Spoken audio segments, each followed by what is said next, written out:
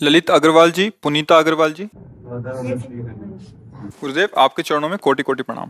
हे सदगुरुदेव भगवान, हम दोनों पति पत्नी भजन मार्ग में हैं और 6 महीने से आपका सत्संग सुन रहे हैं। प्रभु, इस शरीर से एक संतान पुत्री रूप में प्राप्त है। महाराज जी, कई बार लोग कहते हैं कि पुत्र का होना आवश्यक है, उसके बिना परम गति नहीं हो सकती, नहीं, लेकिन हमें पुत्र अब का होना नहीं, संतान का होना। गृहस्थी में संतान का होना आवश्यक है, क्योंकि मान लो अगर वो पुत्री ना होती किसी की, तो तुम्हारी पत्नी कैसे बनती आके? तुमने किसी की पुत्री का पाणी ग्रहण किया तो तुम्हारी पुत्री हुई, किसी को पाणी ग्रहण कर दो। अब भगवान वो पुत्र रूप भेजते हैं या पुत्री रूप भेजते हैं, संतान भेजते हैं, ठीक। और जब संतान नहीं भेजते हैं तो हम जगत के बाप को संतान बना लेते हैं। बैठा लो गोपाल जी को, आओ तुम। वही प्रश्न है महाराज जी इनका। हाँ, जगत के गोपाल जी, जगत के मालिक है ना, गोपाल जी को बैठा लाओ, क्योंकि कहते हो तुम जिस भाव से भजोगे मैं आ जाऊंगा, तो आओ तुम ही। जब पुत्र नहीं दिया, संतान नहीं दी, और हम गृहस्थी में है, तो हम तुम्हें पुत्र मानते हैं आज से और दुलार करते हैं। तो ये यथामाम प्रपद्यन्ते तास तथैव भजाम्यहम्, हम भगवान के वचन है कि जो मुझे जैसे बसता मैं उसको वैसे ही प्यार देता हूं। तो जगत के पिता है यद्यपि, जब उन्हें पुत्र भाव से देखोगे तो वह बात बन गई। अब वो तुम्हारा भार संभाल लेंगे, पुत्र क्या संभाल पाएगा, जगत पिता संभाल लेंगे। महाराज जी कहते हैं कि अपराध बोध होता है कि हम इतने आदम है और उनको अपना पुत्र मानेंगे तो। नहीं, भाव में नहीं होता। जब हमारे भाव में आ गया कि हमारे पुत्र है तो अपराध बोध थोड़ी। जब सखा भाव हो जाता है थोड़ी तक अपराध हो गया। और अगर वो नहीं करते तो दबका देते हैं सखाजन, जाकर नहीं आज से तुझे खेल से निकालते हैं हम। तेरे पास 2-4 लाख गौएं ज्यादा होंगी ना, तो बाबा का लाड़ला है, कल से खेल में कन्हैया नहीं आएगा। तो जानते हो क्या करते हैं? कान पकड़ते हैं, अब गलती नहीं होगी, अब गलती नहीं। भाव का भगवान पोषण करते। ग्वारिया बाबा सिद्ध संत हुए हैं, उन्होंने प्रभु श्री कृष्ण को अपना यार माना, मित्र माना। अब बहुत समय हो गया, साक्षात्कार हुआ नहीं, भाव में रहते थे, बड़े महामहिम थे। अब जब कोई उनको माला ले दिखा दे, बंद करो, वो बड़ा निष्ठुर है, अपने पता नहीं क्या समझता है, इतना जब करो, इतना करो, सामने नहीं आता है, हमें नहीं भजन कर, मत करो भजन, धोखा है, मत करो, वो सुनता नहीं है। और निर्णय कर लिया नहीं करेंगे भजन। नहीं, अब देखो भजन का स्वरूप क्या उनके जागृत है। तू अपने को समझता है ना, नहीं करेंगे तेरा भजन, ये भजन नहीं हो रहा और क्या हो रहा है। बार बार भगवान से बातचीत, भगवान का चिंतन, नहीं बोलेंगे। किसी को भी भजन करते तो सब जानते थे कि बाबा भाव में रहते, इसलिए कोई अरे काहे को भजन करते हो, वो बड़ा निष्ठुर है। सुनते थे, बड़ा करुणामय, बड़ा निष्ठुर। शाम की इसी रमण रेती में, ये जो मोड़ में इसे रमण रेती, वृंदावन रमण रेती कहते, रज थी। ये तो अब तो दुर्भाग्य प्रकट हुआ, रोड वोड बन गया, बड़ा मनोहर स्थान। बीच मार्ग में बड़ा एक वृक्ष था, रज में ऐसे लोटो, एकदम आनंद मिलता, पूरी परिक्रमा मार्ग रजमयी। बाबा वहीं शाम के निकल, पीछे आवाज, ए ग्वारिया। आवाज में अमृत था। मुड़ के देखा, ऐसे सांवरे सलोने सरकार, नव किशोर अवस्था। बाप रे, ये तो मेरा यार है यार। दौड़ पड़े, जाके गले लगा। फिर ध्यान आया कि हमने तो नियम लिया था इससे बात नहीं करेंगे, फिर हटे। अब प्रभु अचला पहन पकड़े ऐसे, ए बाबा सुन तो, तू नाराज काहे को है? बोले इतना दिन हो गया और आप मिले नहीं। और उनके सामने भेकड़ी थोड़ी चलती हो, तो आंसू चल रहे इतना। तो उनका देखो, ऐसा कभी तुमने दर्शन की आकांक्षा भी नहीं की, आज तुमने आकांक्षा की, मैं मिल। अब तुम जब कहोगे, देखो नाराज मत, उनको फिक्र है तुम्हारे नाराजगी की। अगर हम उनको सखा मानते तो फिर सखा ही माने, भगवान का वैभव ना देखे, नहीं तो सखा नहीं मान पाओगे। उनका वैभव ऐसा अनंत है कि फिर सखा तुम सोच पाओगे। अगर पुत्र मानना है तो केवल पुत्र ही भाव रखते हुए कि मेरा, और अगर उनके भगवान के भाव में जाओगे तो पुत्र क्या, मच्छर भी नहीं है उनके सामने, हम क्या है। अनंत ब्रह्मांडों का स्वामी, एक रोमकूप में करोड़ ब्रह्मांड, उन ब्रह्मांडों में इतने जीव, दिखरावा माते तीन अद्भुत रूप, अखंड रोम रोम प्रतिलागे, कोटि कोटि ब्रह्मांड। भला वो हमारे पुत्र हो सकते? ये ज्ञान की जरूरत नहीं है, ये यहाँ नहीं, ये यहाँ से होता है भाव, ये दिमाग से नहीं होता। दिमाग है तो वाराणसी वाला वेदांत पढ़ो, अगर इस मार्ग में चलना है तो यहाँ हृदय का विषय है। प्रभु कहते तुम जिस भाव से चलो, ऐसा नहीं कि ये मनमानी भाव, वात्सल्य भाव है ना, उपासना में वात्सल्य भाव है। कितने महापुरुष सिद्ध होकर के भगवान के इस भाव को प्राप्त हुए। तो हम भाव करें, मेरा लाला है मेरा, बस। अपना लाला कलेक्टर हो तो उसे कलेक्टर की तरह थोड़ी बैठा रहेंगे, हमारा लाला है, हम अपनी तरह सबके लिए भगवान है, लेकिन मेरे लिए गोपाल जी, मेरे लिए लाला है। अभी बात बन जाएगी, समझ में आई? लेफ्टिनेंट कर्नल गुरप्रीत सिंह जी, चंडीगढ़ से। महाराज जी कोटि कोटि प्रणाम। महाराज जी कीर्तन पहले सुनते थे पर गुरु ग्रंथ साहिब जी में नाम जप की प्रधानता होते हुए नहीं कर पा रहे थे। आपके मार्गदर्शन और प्रभु कृपा से अब नाम ध्यान और जप आनंद में हो गया। इसके लिए आपका कोटि कोटि आभार नहीं, महाराज। हम आपका धन्यवाद करते हैं कि आपने बात स्वीकार करके जो चल दी, तो इससे आपका परम मंगल होगा, परम मंगल निश्चित। यही मतलब गुरुवाणी जी की कृपा है और समस्त गुरुओं की कृपा है जो आपके हृदय में बात बैठ गई। क्योंकि बाहर सब, लेकिन ये अंदर की मार है। जब आप अंदर नाम का ध्यान करते हुए जब करते, तो सब विषय वासनाओं को भस्म कर देता है, मन को अधीन कर लेता है, इंद्रियों को पवित्र कर देता है, तभी भगवत साक्षात्कार होता है। मतलब संसार समुद्र से तरने के लिए ये महान साधन है। नानक नाम जहाज है, चढ़े सो उतरे पार। अगर नाम रूपी जहाज में बैठ गए तो संसार समुद्र पार हो जाएंगे, इसमें कोई संशय नहीं है। बहुत धन्यवाद जो आप बात माने। जैसे बेटा दूध पी ले ना, तो माँ नहीं कहती, हाँ प्रसन्न हो जाती है कि हमारे बेटे ने दूध पूरा गिलास पी लो ना तो तुमको अमुक चीज देंगी। तो उसमें माँ को क्या सुख हो रहा है कि बच्चा और स्वस्थ हो, सुखी हो, इसलिए पूरा गिलास पी और इनाम भी पा। देखो कैसा इसमें है कि आपका परम मंगल होगा जपने से, लेकिन साथ में आशीर्वाद भी होगा, साथ में कृपा भी होगी। आपने बात माना, अपना मंगल किया, इसलिए वो कृपा तुम्हारी हर समय सुरक्षा करेगी। कहाँ? अंदर की अध्यात्म की सुरक्षा। बाहर से शरीर को जो दंड मिलना है, जो भोग मिलना है, मिलते हैं, इसकी कोई परवाह नहीं है, छूटेगा आज नहीं तो कल। लेकिन अंतर में हमारे भाव में कोई चोट ना पहुंचा सके, ये गुरुजनों की कृपा होती है। ये महापुरुष जो आशीर्वाद देते हो, अंदर कवच बन के बैठ जाता है। तुम्हारे भाव को, तुम्हारे भजन को कोई छेड़ ना पावे। बाहरी तो सहने की सामर्थ्य भगवान दे देते हैं, बाहरी पर अगर देखा जाए तो फिर प्रश्नवाचक चिन्ह खड़ा हो जाएगा। ये नाम से सब सुख मिलता है, उनकी किडनी खराब है, नाम से इनको कैंसर हो गया है, ये जाएगा, आज नहीं तो कल ये मरेगा। जो चीज अविनाशी है वो प्राप्त करने के लिए हमें कृपा चाहिए। ये तो जाएगा, किसी का भी हो जाएगा। नाम इसका मृत्यु लोक है, यहाँ जो जन्म है वो सब मरेगा, इसके लिए ज्यादा चिंता नहीं करनी है। तो चल रहा है प्रारब्ध के अनुसार, आप खूब नाम जप करते रहो और इसी जन्म में हमारा काम बन जाए क्या, आवागमन छूट जाए, और घोर कलयुग आगे बढ़ेगा और पापाचरण बनेगा। नाम न सुनाई देगा न सुना सकते हो, आगे आएगा, देखना समय ऐसा आएगा कि मतलब भगवत जैसे चर्चा हो रही ना, बंदी बना लिए जाओगे, सुनने वाले और सुनाने वाले दोनों को दंड मिलेगा। आगे देख लेना, समय आएगा, धीरे धीरे ऐसा आएगा आप भगवान के विषय में बोल नहीं सकते। समय आएगा, समय का ऐसा जैसे जैसे कलिकाल तभी तो बढ़ेगा। धर्म सुनाई नहीं, काना काल से कोई धर्मात्मा पुरुष तुम्हें धर्म की बात नहीं सुना पाएगा। अभी समय निकल चलते हैं। हाँ, अभी थोड़ी अनुकूलता है, भजन करके भगवान को प्राप्त कर ले। फ्रैंक यूएसए से, how to feel and be at peace within yourself. अपने अंदर शांति का अनुभव कैसे करें, specially after experience much hurt and still hurting from it. मतलब जबकि अंदर बहुत दुख हो। हमको तो अंग्रेजी आती नहीं भैया, तो हिंदी तो समझते हो ना, आप समझ जाओगे। नहीं तो अंग्रेजी वाले को बुलाए, भाई वो अंग्रेजी से बताए, हम तो हिंदी, हमें तो अंग्रेजी आती नहीं है। कक्षा 9 पढ़े, तो अगर हमारी बात समझो तो समझो। शांति कहीं बाहर से नहीं आती है, स्वरूप ही आपका शांत है। देह ये बाहरी है, इंद्रियां ये अलग है, मन एक अलग वस्तु है। जो आपका स्वरूप है वो निर्विकार सच्चिदानंद में है। उसको भूल करके, शरीर को मैं मान करके, भोगों में सुख और शांति खोजने वाला कभी सुख और शांति को न प्राप्त कर पाया है, न प्राप्त कर रहा है और न प्राप्त कर पाएगा कोई भी। एक उदाहरण हमें दीजिएगा।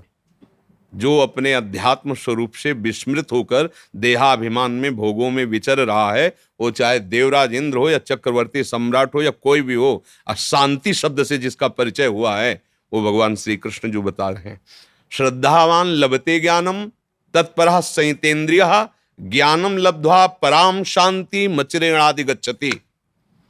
जो श्रद्धावान पुरुष संत समागम करके, शास्त्र स्वाध्याय करके ज्ञान प्राप्त किया, क्या सत है और क्या असत है, फिर जब उसे जो ज्ञान प्राप्त हुआ, वो अपनी इंद्रियों से विषयों का त्याग किया। त्यागाच्छांतिरनंतरम, विषय भोग नहीं, विषयों का त्याग किया। जो ही विषय का त्याग किया, जितेंद्रिय हुआ कि उसे वास्तविक अपने स्वरूप का ज्ञान हुआ। अब ये दूसरा ज्ञान है। उसको अपने स्वरूप का बोध हुआ तो पराम शांति मचरेणादि गच्छति। कैसी स्थिति है? बोले ब्रह्म भूता प्रसन्नात्मा न शोचति न कांक्षति, अखंड आनंद, न कोई शोक है, न कोई सोच है, न कोई चाह है। ये है आखिरी शांति। अब विचार की शांति, असली स्वरूप शांति का ये। अब आपका प्रश्न है कि मैं दुखद स्थिति में जब हूं तब मैं कैसे शांति प्राप्त करूं? तो वो दुखद स्थिति आई कहां से है? आप हमें इसका उत्तर दे सकते हैं? महाराज जी, किसी ने इनको दुख पहुंचाया हो और वो बार बार दुख पहुंचाई जा रहा है, फिर उस कंडीशन में मतलब अपने आप को शांति प्रदान करना चाह रहे हैं अब कि क्या बताएं, जब तक अध्यात्म ज्ञान नहीं तो उत्तर देने में ये लगता है पता नहीं समझ पाए कि ना समझ पाए। बाहर से हमें कोई दुखी नहीं कर सकता। हमारी खेती है, हम जो बोते हैं वही हमें काटना होता है। पीछे हमने जो बोया वही हमें सामने को काटने को मिल रहा है। आप सब हमारे सामने बैठे हैं, आप मित्र हैं, आप शत्रु हैं, क्या हैं आप हमारे? आप विचार करके देखिए। आप हमारे प्रभु हैं हमारी भावना में, तो आप हमारे लिए प्रभु ही भाव से दिखाई दे रहे हैं। बिल्कुल आनंद है आपके दर्शन से, और ऐसा लग रहा है क्या अपने प्रभु को दे दूं जिससे सुखी हो जाए, क्या बोल दूं जिससे सुखी हो जाए। अब हम बाहर निकले, कोई गाली दे, अब हमारा क्या भाव होगा कहीं अहंकार होगा, अहंकार होगा। मेरे मालिक के स्वरूप में आकर मेरे अहंकार, विचार के द्वारा तत्काल दुख का नाश किया जा सकता है। और इस सृष्टि में कोई दुख हमें दे नहीं सकता। दुख का कारण केवल अज्ञान है, केवल अविद्या है। वो अब पता, अविद्या समझते हो? अब इसीलिए सब कुछ आ रहा है कि कैसे समझाओ, मतलब अब चूंकि हमको सांसारिक शब्दों, सांसारिक भावों का कैसे, अब आपने बिल्कुल अध्यात्म अछूता छोड़ा है, तो जहां प्रश्न कर रहे हो वहां केवल अध्यात्म ही है। तो इसलिए, पर विचार करो, तुम्हें दुख क्यों हो रहा है? तुम्हें भी दुख क्यों हो रहा है? तुम्हारी मानी हुई मान्यता ही तो है ना। तुम किसी से अपने अनुकूल चाहते हो, इसलिए तुम्हें दुख हो रहा है। बिल्कुल सरल उतर के कह रहे हैं, समझ पा रहे हैं? अनुकूल का मतलब समझते हैं? तो राधे राधे समझ लो। तो फिर अब हमको अंग्रेजी पढ़ना आता नहीं, इसलिए अब तुम्हें कैसे समझावे। अब राधा राधा तुम जपो हमारी बात मान के, तुम्हें कुछ नहीं समझना पड़ेगा, सब ठीक हो जाए। क्या राधा राधा राधा बोलो, राधा राधा, ये दवाई हम दे रहे हैं आपको, पक्की बात मान लेना। अगर राधा राधा जपोगे कोई प्रश्न नहीं करना पड़ेगा, आप देख लेना यहाँ कुछ होने लगेगा। जहां जलन आएगी वहां एक ऐसी बर्फ जैसी सिल्ली प्रकट हो जाएगी और तुम्हें शांति प्रदान करने लगेगी। सारा ज्ञान तुम्हारे अंदर आ सकता है यदि राधा राधा राधा, अगर आप राधा नाम को जपने लगो, फिर आप देखना कभी मिलना, फिर हमें बताना कैसा लगता है। पर धोखेबाजी नहीं, जपना। आप इसको जप के देखो। अब कैसे हम आपको समझाएं जब उन शब्दों का ही ज्ञान नहीं आपको अध्यात्म के, तो हम कैसे उसे समझाएं? बस सबकी समझ यही है, कोई समझे या ना समझे, सबसे हमारी समझ वाली ठाकुर नंद किशोर हमारे ठकुराइन ब्रजभान लली, यह समझ में आ गई ना तो सब समझ में आ गई। ब्रह्मा की भी जो ज्ञान वृत्ति वो तुम्हारे अंदर जागृत हो जाए यदि प्रभु का आश्रय लेकर राधा राधा राधा राधा राधा राधा, इसी से आनंद, सब शांति मिल जाएगी। मान लेना मेरी बात पर, बातें नहीं मानते कोई। अभी अगर सेव दे कह दे खा लेना तुम्हें शांति मिल जाएगी, बड़ी श्रद्धा से खा लेंगे। और अगर कह दे राधा राधा जपो परम शांति मिल जाएगी, विश्वास नहीं होगा, क्या होगा? आजकल हम भौतिक में इतना विश्वास करने लगे कि अध्यात्म का महत्व ही भूल गए हैं। और भौतिक से कभी शांति किसी को नहीं मिलती, भौतिकता में किसी को शांति नहीं मिलती। जब कभी किसी को शांति की खोज हुई है तो अध्यात्म में ही आया है। जैसे आप न जानते हुए भी आए हो अध्यात्म की इस शरण में शांति की चाह के लिए। शांति की जब खोज हुई है तो अध्यात्म में मिली है, और जब अशांति प्रकट होगी तो उसमें भौतिकता होगी। आप जांच करके देख लेना। इसलिए अगर राधा राधा रटोगे तो सब समझ में आ जाएगा। अंग्रेजी शब्द हमें एक याद है, थैंक यू, क्योंकि आपने शांति के विषय में प्रश्न किया ना, तो इसलिए अच्छा लगा। अगर हमारे नवयुवक भाई थोड़ा शांति की तरफ चलने लगे तो जीवन कृतार्थ हो जाए। कोई नशा तो नहीं करते हो? हाँ बढ़िया, तभी शांति की खोज है। बस आप हिंदी के कुछ जैसे गीता वाटिका से आस्तिकता की आधारशिलाएं, सत्संग के बिखरे मोती, ऐसे कुछ छोटी छोटी ग्रंथ है, उनको ले लो, आप पढ़ना सीखो तो अध्यात्म का परिचय मिलेगा ना। फिर आपको सत्संग करने में आनंद आने लगेगा। एक जरूर ले लेना, आस्तिकता की आधारशिलाएं, रचयिता पूज्य राधा बाबा, और सत्संग के बिखरे मोती, ये भाई जी से हनुमान प्रसाद पोद्दार जी, गीता वाटिका, ये 2 ले लेना। याद आया क्या? 2 किताब लेनी है। कौन सी? अब आप जाओगे वहां कहोगे 2 किताब दे दीजिए तो कहेंगे कौन सी? वही 2 दे दीजिए जो हमारी हम बता देंगे। आप लिख के इनको बता जी, जी। देना। सनोज कुमार जी बिहार से। गुरुदेव आपके चरणों में कोटि कोटि प्रणाम। गुरुवर, मैं जानना चाहता हूं कि मृत्यु सबकी लिखी हुई है, तो भगवान श्री कृष्ण ने गीता जी के 8वें अध्याय में कहा है कि शुक्ल पक्ष में गया हुआ व्यक्ति दोबारा नहीं जन्म लेगा। कृष्ण ऐसे पक्ष वो केवल उत्तरायण, दक्षिणायन, कृष्ण पक्ष, शुक्ल पक्ष, इन विधानों का वर्णन किया गया है कि जो योगी, वो सबके लिए थोड़ी है कि तुम पापाचरण करो, शुक्ल पक्ष में मरो, उत्तरायण में मरो तो भगवत प्राप्त हो जाओगे, सीधे नरक जाओगे। उसमें उत्तरायण और शुक्ल पक्ष कुछ नहीं करेगा। समझ रहे हो हमारी बात? वहां कहा जा रहा है कि यदि योगी जो चित्त वृत्ति को निरोध करके संसार से प्रभु में लगाता है, फिर अगर ऐसे ऐसे संयोग होते तो ब्रह्मलोक को जाता है, वो ऐसी ऐसी गति को प्राप्त होता है। अगर कोई भजनानंदी कृष्ण पक्ष में मरे, कुदिन में मरे, जिसका कोई महत्व नहीं तिथि के, ऐसी कुतिथि में मरे, तो जानते हो कहाँ जाएगा? वो सीधे भगवान के आ जाएगा। और खूब पाप करता रहा है, एकादशी को मरे और उत्तरायण में मरे और शुक्ल पक्ष में मरे, तो भगवत प्राप्ति हो जाएगी क्या? नहीं होगी। भगवान वहां विधि का, विधान का, जो सद्यो मार्ग मुक्ति का है, उसका क्रम वर्णन कर रहे हैं। ऐसा थोड़ी कि कोई भी पापी आदमी उत्तरायण में मर जाएगा तो भगवत प्राप्त हो जाएगा। अभी उसकी तुमने व्याख्या समझी नहीं है। महाराज जी, योगी बोलते हैं कि योगी जब सही समय नहीं आता है तब तक वो अपने को रुके हुए रहता है। ये केवल भीष्म पितामह के लिए है, सबके लिए थोड़ी आया है।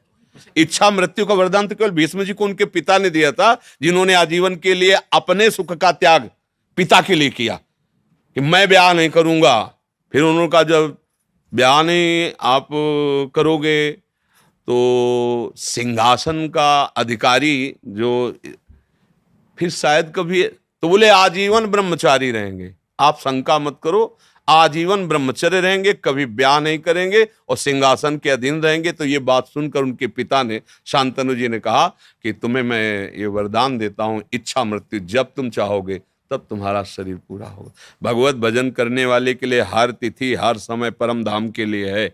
कबीर दास जी ने एक वचन में कहा था कि यदि काशी में मरने से मुक्ति होती तो जीवन भर राम राम जो रटा भगवान नाम जपा, उसका महत्व क्या। मैं ऐसी जगह शरीर छोड़ूंगा, फिर देखूं मुझे परम धाम जाते हैं कि नहीं जाते। हमारे पास नाम है, हमारे पास भजन। भजनहीन जीवन से कभी किसी का कल्याण नहीं हो सकता, चाहे जिस तिथि को शरीर छोड़े, चाहे जैसी भावना में रहे। भजन भजन वारी मथे घृत होए बरु सिकताते बरु तेल, बिनु हरि भजन न भवतरी या सिद्धांत पेल। गोस्वामी जी कह रहे, समझ पा रहे हो?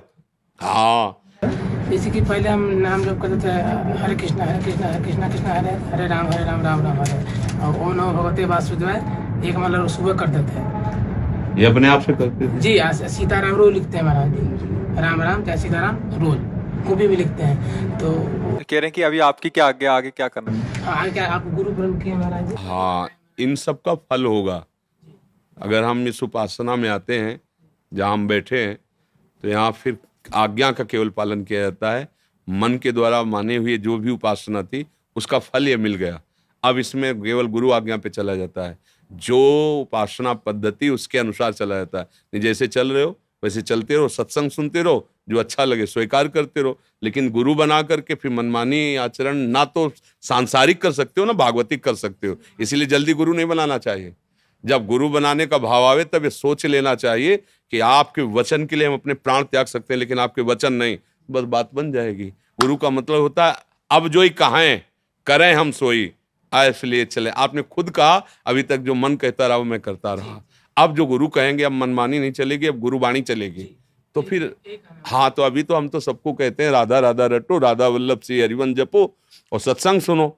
और जब फिर आगे संस्कार श्री जी करवा देंगे शरणागति का, तो अपने आप आपको पता चल जाएगा मंत्र उपासना पद्धति। इसी की माला करो, राधा वल्लभ श्री हरिवंश राधा वल्लभ। रजनी जी सहारनपुर से। राधे राधे महाराज जी। महाराज जी कोटि कोटि प्रणाम। महाराज जी हमने अपने घर के मंदिर में अपने माता पिता जी की छवि विराजमान करी हुई है जो श्री जी के चरणों में चले गए हैं। कुछ लोग कहते हैं कि पितरों की छवि ठाकुर जी के साथ नहीं रखनी चाहिए, कृपया मार्गदर्शन करें। अगर आपकी भावना की हमारे ठाकुर जी हैं तो कोई परेशानी नहीं है।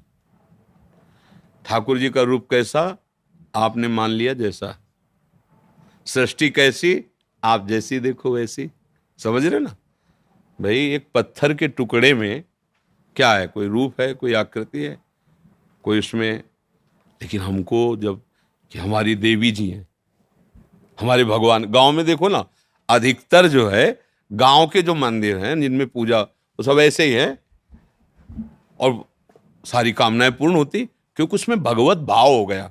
अच्छा, जयपुर से, जहाँ जयपुर जोधपुर में श्री विग्रह तैयार किए जाते हैं वहाँ आप जाइए, पत्थर की शिलाओं को काट काट करके, मतलब हमने देखा है जैसे गोपाल जी की वो बड़ी छवि है ना पीतल की, तो ऐसे ऐसे दबा के रेती से ऐसे, अब वो जिस प्रक्रिया से तैयार कर रहे हैं, फिर इसके बाद जब अपने पंचामृत से स्नान करके अपने सिंहासन में विराजमान करते हैं तो हमें भाव आ जाता है ना, हमारे भाव से भगवान दिखने लगते हैं ना। तो जब हम पाषाण के विग्रह में भगवत भाव कर सकते हैं तो उस रूप में भी भगवत भाव, अगर भगवत भाव कर रहे हैं तो कहीं कोई परेशानी नहीं है। और अगर भगवत भाव नहीं है तो 5 भौतिक शरीरों के चित्त रखने से मंगल नहीं होगा। बात समझो, हमारी बात समझना। आंतरिक ये सब नाशवान शरीर है, भगवान का शरीर सच्चिदानंदमय है और उनका है। गुरु और भगवान में अंतर होता है क्या? तो गुरु और भगवान में जब अंतर नहीं होता तो प्रश्न ही नहीं बनता। गुरु गोविंद न भेद कराई, संतत सकल सुनो चितलाई। हम गुरु भगवान कहते ना कि हमारे गुरुदेव भगवान से भी कहा है, मोते ही अधिक गुरु ही जी जानी, जाने संत अनंत समाना। तो गुरु और भगवान कहने को केवल 2 है, वो तो एक ही। अगर हम किसी 5 भौतिक शरीर में केवल यही भाव रखते हैं कि ये हमारे माता पिता ही केवल हैं, तो भगवान के सिंहासन में ना रखो, कमरे में लगा लो, देखते रहो। और अगर ये है कि ये मंदिर है माता पिता का जो रूप, इसके अंदर भगवान बैठे हुए, तो वहीं भगवान का साक्षात्कार हो जाएगा। अलग से फोटो भगवान की विराजमान करो या ना करो, हमारी बात समझना। केवल अपने माता पिता की छवि लगाई और मेरे भगवान है, रोज सेवा करो, आपको भगवत प्राप्ति हो जाएगी। क्योंकि आप किसकी सेवा कर रहे हो? भगवान। तो असली माता पिता वही है ना। और अगर भगवान से हटकर भाव है तो फिर भगवान की विराजमान करो, उनको कमरे में विराजमान कर दो दर्शन करने के लिए कि भाई ये माता है, पिता है, चाचा है, ताऊ है, परिवार, वो बात अलग हो गई।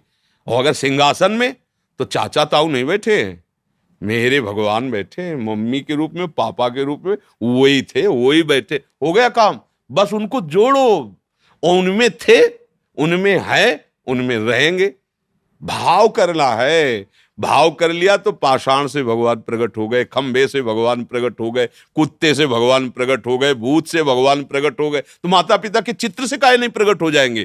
काऊ सो कहा जहां प्रभु नहीं वहां है, प्रकट हो जाए। पर बात समझना, हमारी आंतरिक बात समझ पाए। किसका प्रश्न था, आप समझ पाए? बस ठीक। महाराज जी आप दिल्ली में पूर्व नेता हैं और एक एकता मिशन है उसके अध्यक्ष हैं महाराज जी।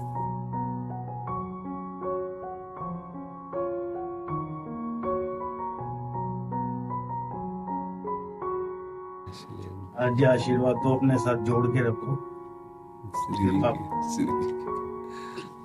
हाँ।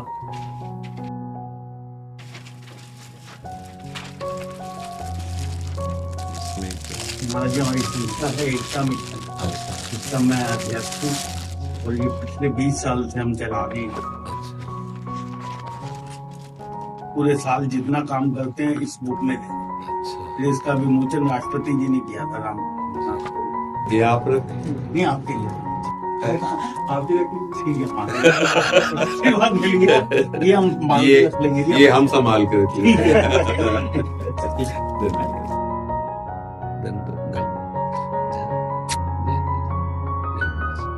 जय जय श्याम, जय श्याम।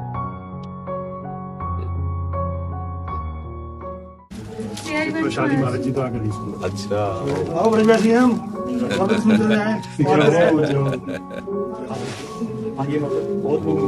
सुंदर स्वरूप लाया। महाराज जी 2 ही आंखें केवल, एक राधा जी की, एक कृष्णा जी। बहुत सुंदर। दो चकोर दो चंद्रमा दो अली पंकज, हमारे लीला है। जी महाराज जी, आप स्वीकार करें। एक सेकंड का निवेदन था महाराज जी, राधा रानी का जन्म जो है रावल में हुआ कि बरसाने में, कंफ्यूजन हमेशा ब्रजवासियों को बहुत रहता है। नहीं, बात ये कि उस समय रावल के समीप से यमुना जी प्रवाहित होती थी। तो जब बाबा ने नियम लिया था, कीर्ति माता जी ने और वृषभानु बाबा ने, उनको आभास था कि कोई दिव्यता प्रकट होने वाली है। तो पुत्र तो थे ही, उनको था कि कोई लाली, तो यमुना जी की आराधना कर रहे थे। तो जिस दिन महारानी जी का प्रादुर्भाव, राधाष्टमी कहते ना, उस दिन की बात थी कि दोनों गए। तो जाते ही देखा कि एक बहुत दिव्य कांतिमय कमल है, उसमें तेज ही केवल दिखाई दे रहा है। और बाबा को आकर्षण हुआ, समीप गए तो उसको ऐसे गोद में उठाया। जब उठाया तो देखा कि ये तो बाल स्वरूप में लाडली, जो बस उनको लेके जो बरसाना है ना, प्रकट हुई वहां। जो रावल है ना, समीप में यमुना जी है, प्रकट हुई। रावल मैंने तब महल, तो प्रकट हुई वहीं। और बरसाना है, जब आके गोद में, तो लाडली रूप, लाडली और लाल कभी गर्भ से नहीं प्रकट हुए हैं। जैसे बाबा के यहाँ लालजू या देवकी जी के यहाँ प्रकट तो बाहर से प्रकट हुए हैं। जैसे प्रभु चतुर्भुज रूप हुए कंस कारागार में, फिर जब प्रार्थना की तो लाल रूप हो गए। जैसे श्री कौशल्या जी के सामने चतुर्भुज रूप में प्रकट हुए। माता पुनि बोली सोमति डोली तजहु ताते रूपा की जैसे सुलीला, उसी से भगवान बाल रूप हो गए। यशोदा जी लगा कुछ हुआ है, पर किसी को पता नहीं चला क्या हुआ। सुबह पता चला लाला हुआ है। और दोनों लाला, एक जो निकुंज से आए हुए लालजू और एक जो वैभव स्वरूप सर्वरक्षक हरि विष्णु रूप, वो यहाँ आए।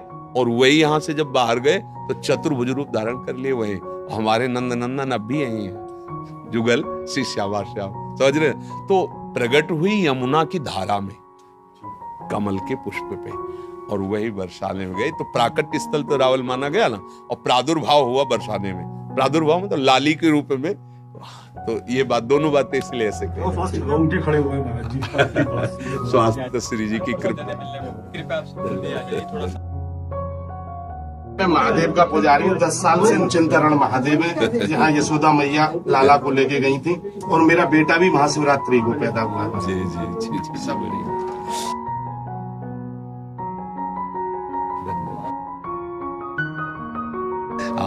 आप सब कृपा कर रहे हैं, इसीलिए हम आपके बोलने लायक हैं, नहीं तो